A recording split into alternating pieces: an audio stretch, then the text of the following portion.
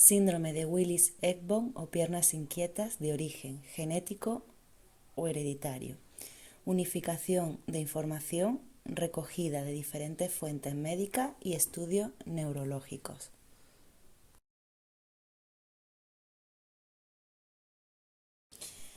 Índice.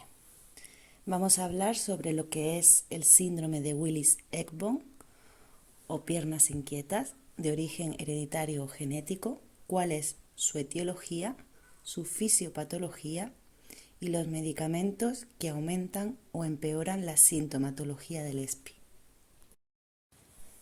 ¿Qué es el síndrome de piernas inquietas? El ESPI es un trastorno neurológico que afecta a la salud y a la calidad de vida de quien lo padece, debido a la irresistible necesidad de levantarse y mover las piernas para mitigar las molestias que se producen.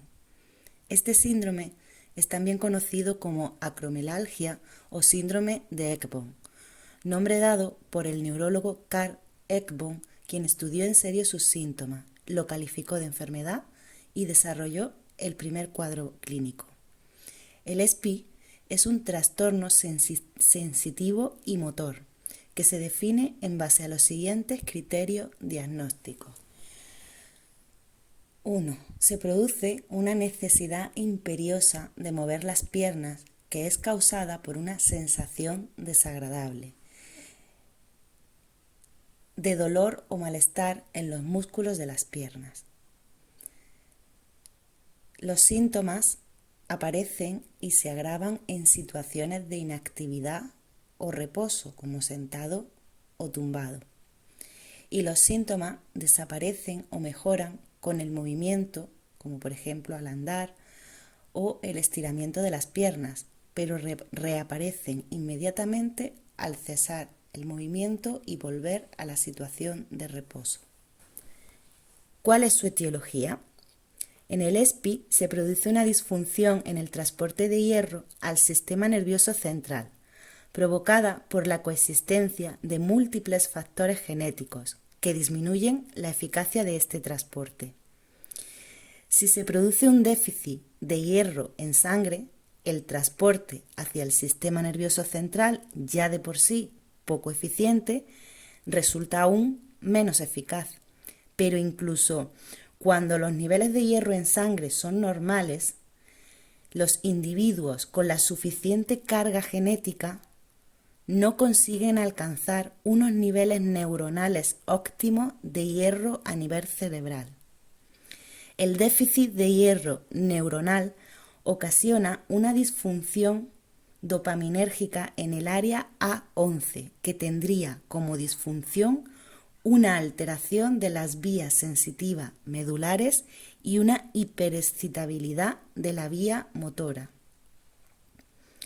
Los resultados de pruebas de imagen por resonancia magnética muestran que el área somatosensorial del córtex cerebral de los pacientes con ESPI tiene un grosor medio de hasta un 7,5% inferior. El área somatosensorial es la zona encargada de detectar los cambios que se producen tanto dentro como fuera del organismo, como serían el dolor, la temperatura, el movimiento y la posición del cuerpo. También se produce una reducción sustancial del área del cerebro o cuerpo calloso en la que se conectan las fibras nerviosas de ambos hemisferios.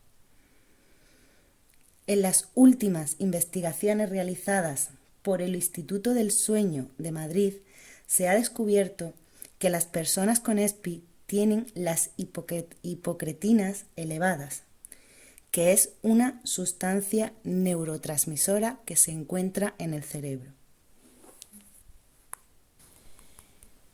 ¿Cuál es su fisiopatología? En función de la etiología que acabamos de comentar, se dan una serie de síntomas que vamos a ir clasificando en función de los diferentes factores etiológicos que hemos visto en la diapositiva anterior. Pero los síntomas más definitorios del síndrome de piernas inquietas son unas sensaciones molestas y desagradables en el interior de las extremidades, principalmente en las piernas, como hormigueos, pinchazos, calambres, quemazón, dolor, calor, nerviosismo, burbujeo, etc. Estas sensaciones son conocidas como parestesias en caso de ser desagradables o disestesias en el caso de ser irritantes o dolorosas. Estos síntomas, como hemos comentado anteriormente, se manifiestan en estados de reposo o inactividad, y el trastorno, al ser crónico y progresivo, puede ir desde personas que tienen síntomas temporales o puntualmente a personas con síntomas persistentes y que se agravan con el tiempo, así como además puede extenderse a brazos o cara.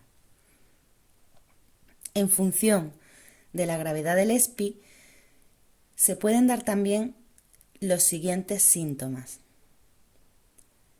La disfunción en el área somatosensorial del córtex cerebral puede provocar una disfunción en la percepción del umbral del dolor, una disfunción en la temperatura corporal, pudiendo incluso llegar a producirse hiperhidrosis, alteraciones en la percepción táctil, alteración en la posición del cuerpo y problemas de lateralidad.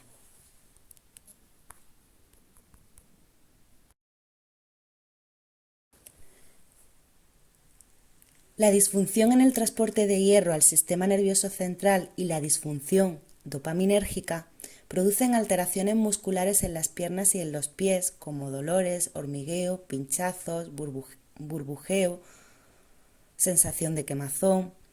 Y claro, todo esto provoca una dificultad para conciliar el sueño o para mantenerlo, con una mala calidad del sueño, pudiendo producirse microdespertares constantes a lo largo de la noche, debido a las molestias de las piernas o a los calambres musculares.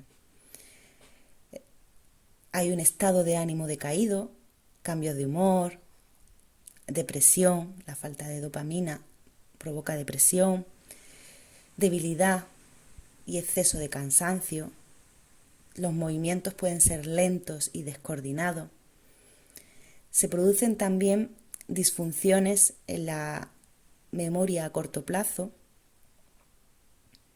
déficit de atención y concentración y dificultades de aprendizaje, como sobre todo en razonamiento abstracto, numérico, y dificultades en la resolución de problemas. El déficit de hierro y de dopamina en el sistema nervioso central produce también una alteración en el sistema nervioso autónomo, que se compone del sistema simpático y del sistema parasimpático. Las personas con ESPI presentan prácticamente una activación continua del sistema simpático. El sistema simpático es el que se encarga de activarse cuando hay, por ejemplo, un peligro o un problema que resolver. Entonces activa los niveles de estrés, aumenta los latidos del corazón, aumenta el riego sanguíneo hacia los músculos y el cerebro y por tanto aumenta la secreción de cortisol. Este sistema está activado prácticamente de forma continua en las personas con ESPI, impidiendo en muchos casos que se active el sistema parasimpático. Por ello, las personas con ESPI están en un estado de alerta y nerviosismo permanente. Sin embargo, el sistema parasimpático es el que regula los estados de relajación y la energía del individuo. Favorece también el proceso de digestión y la absorción de nutrientes. En las personas con ESPI hay una anulación parcial de este sistema debido a la activación constante o casi constante del sistema simpático.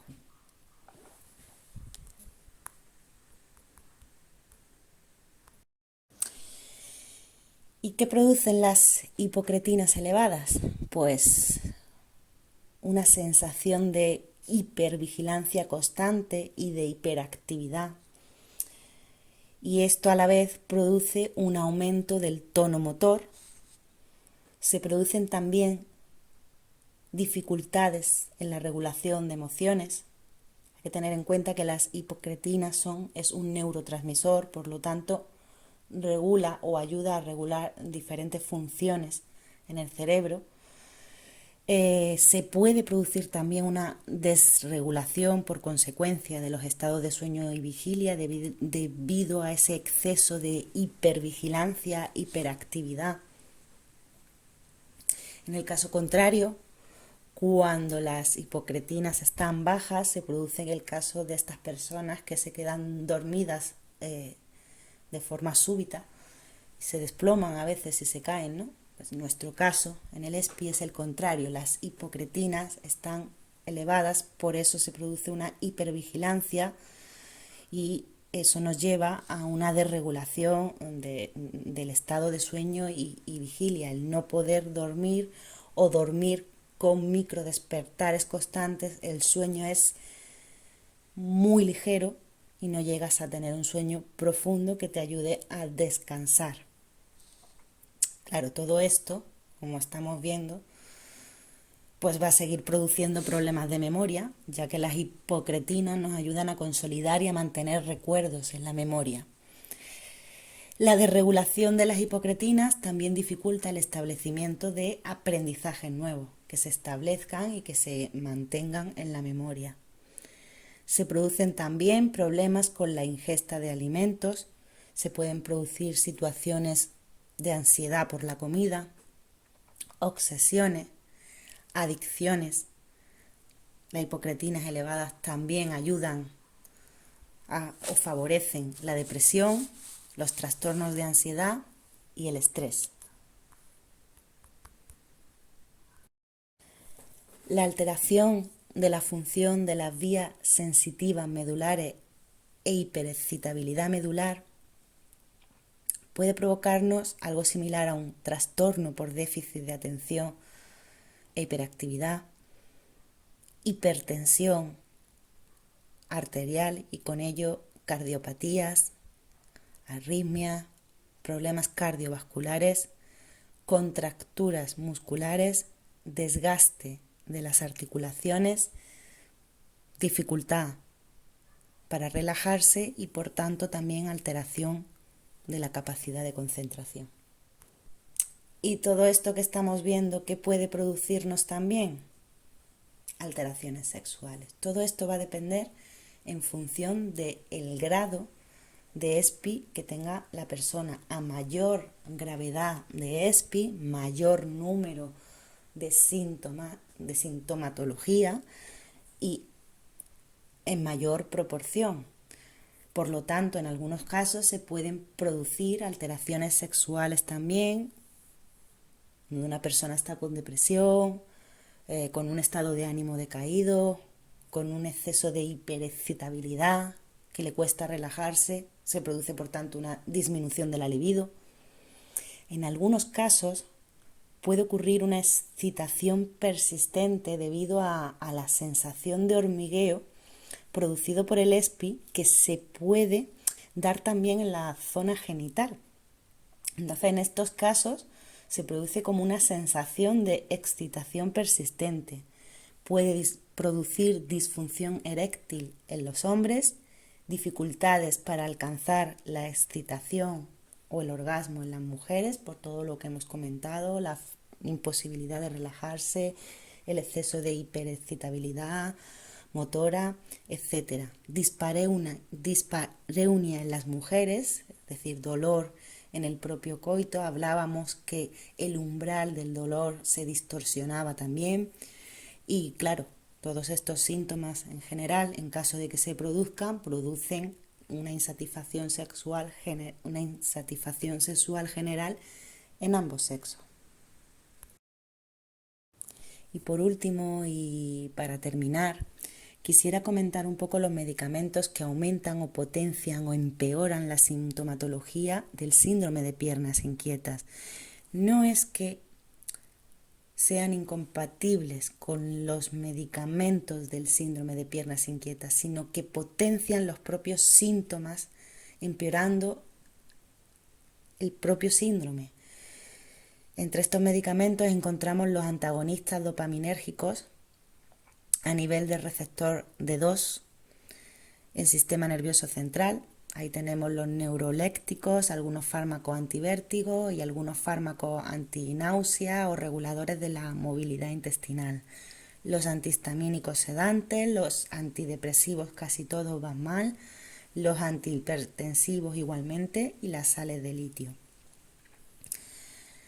Así que para mejorar muchos de los síntomas del ESPI tenemos que encontrar un buen neurólogo que sepa del tema, que nos ayude y nos administre una medicación con la dosis adecuada, siempre bajo supervisión médica, que haga que se produzcan los menos síntomas posibles del ESPI. Ya no hablo solamente de las molestias en las piernas, sino de otros síntomas asociados como la depresión, la ansiedad, el estrés, el estado de ánimo decaído, temas de hipertensión, problemas cardiovasculares. Si controlamos el síndrome de piernas inquietas, mucho de esta sintomatología disminuirá la gravedad, porque fijaros que además no podemos tomar muchos de los medicamentos que sin embargo son síntomas de nuestro síndrome. Nuestro síndrome en muchos casos produce depresión, pero no podemos tomar antidepresivos. Tenemos tendencia a la hipertensión, pero no podemos tomar antihipertensivos. Entonces, lo mejor, desde mi punto de vista, esto siempre bajo supervisión médica, bajo un neurólogo que sepa del tema, controlar, si estáis medicados, vuestra medicación y vuestras dosis, y es lo que hará que el cuadro clínico mejore en general sin necesidad de utilizar este tipo de fármacos que además aumentan la sintomatología del ESPI.